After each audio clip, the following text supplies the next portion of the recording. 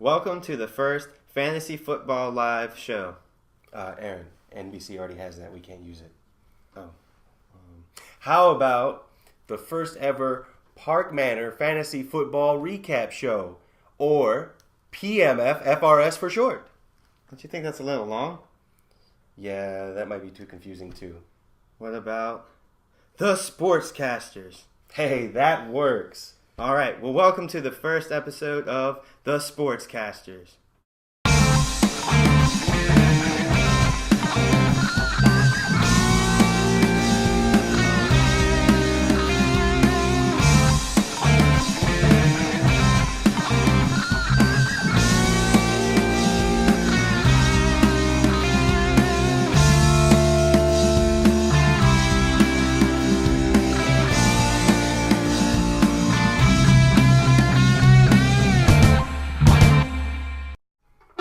This week we have two highly contested matchups. Aaron will cover the first one.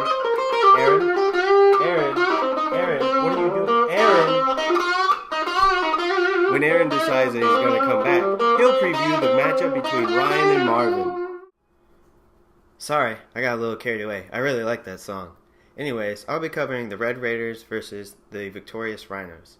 The Red Raiders were gored this week by the Victorious Rhinos. Marvin completely fell short when he was outscored by everyone, including the consolation games, except for the G-Men. Well, I think Marvin needs consolation. Got you $1. Ooh, gonna have to be quicker than that. I got you $1. Moving on, Ryan's team was on fire. Well, at least one player was. Jamal Charles scored a whopping 57 points. He had 8 receptions, 195 yards receiving, and 4 touchdowns. To top it off, he added 20 yards rushing and a rushing touchdown. Alfred Morris came so close but fell just short of 100 yards. He was only 2 yards short. And that does Ryan No good! Ryan did have 2 tight ends this week that scored 13 points, and Jason Witten and Tony Gonzalez. Not to leave Marvin on a bad note, but he did get 31 points from Deshaun Jackson. But we will leave him with a bad taste in his mouth, with the final score being Ryan 136 to Marvin 101. Well, after this break, we'll get back with Ryan Taronis with more coverage.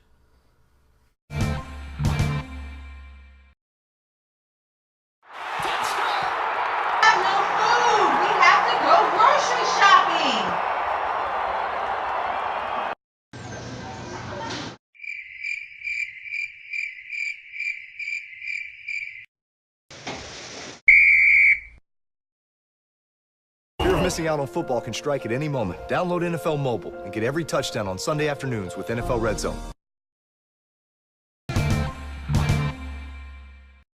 Welcome back. This weekend's matchup between the workhorses of Drew Myrtle and Christian's too confident team proved to be no confidence in Christian at all. He literally got pounded by the workhorses. Nick Foles led the way for Drew with 43 points on 428 yards passing and 3 touchdowns.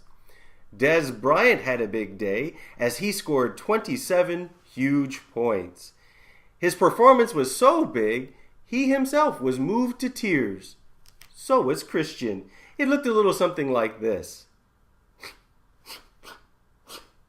I can't let anybody see me.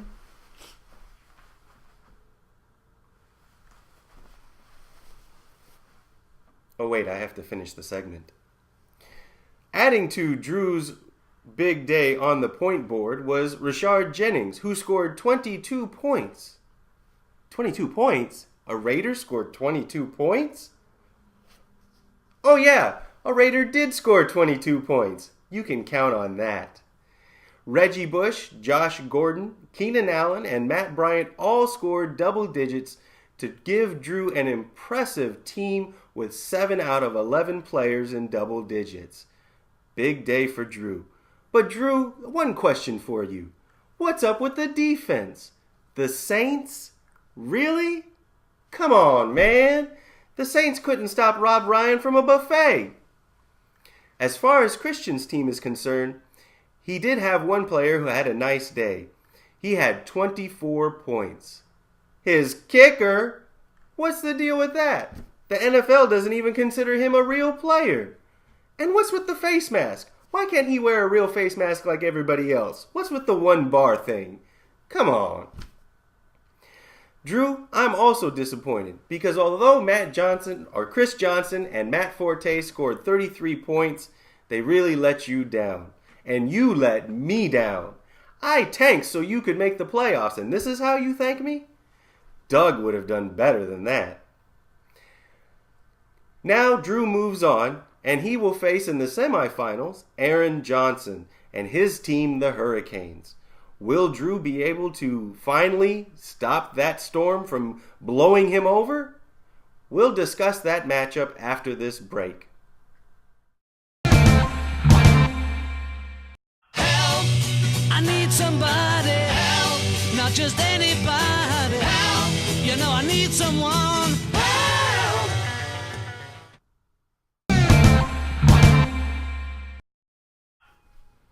Welcome back.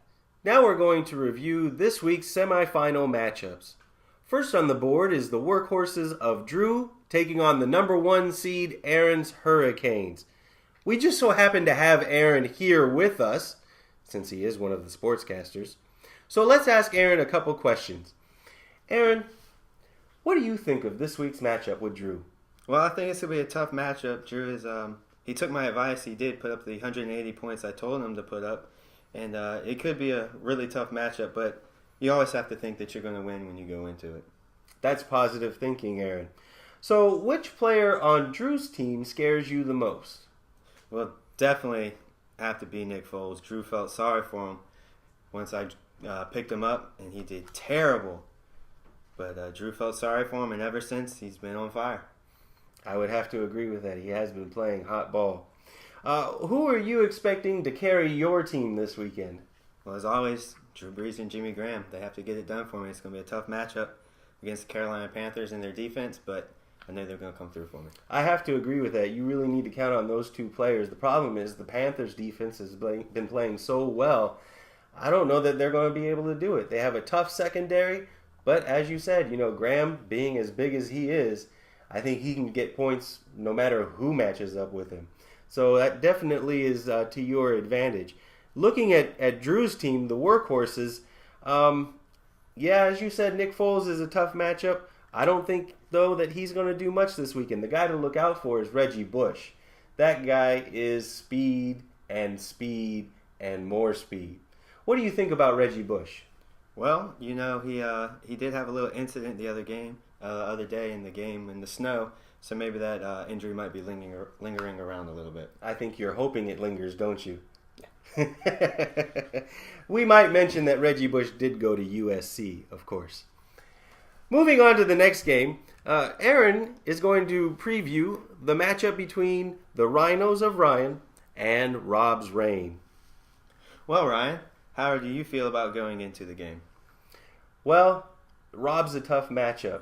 He's been really pummeling everybody, even though he has only the 3rd highest point total in the league. You can't argue with Peyton Manning. That guy is just putting up points like crazy. Somebody's going to have to stop him, I think, in order for me to win. Do you think the cold's going to affect him any? He's got those gloves on. I think they're battery powered and heated, so I don't think they're affecting him too much. Which player scares you the most going into this matchup? Really, I'm more concerned about my own team than I am about Rob's. Dwayne Bowe, I drafted him really high, and he just hasn't come through for me. I was hoping for more, but maybe this week he'll give me the more points that I need in order to overcome Rob's output lately. Well, since we don't know how Dwayne Bowe's going to do, who are you really counting on this week to get it done for you? JC. I don't mean Jesus Christ. I'm talking about Jamal Charles. Jamal Charles, that's who we're talking about. You had me going for a second.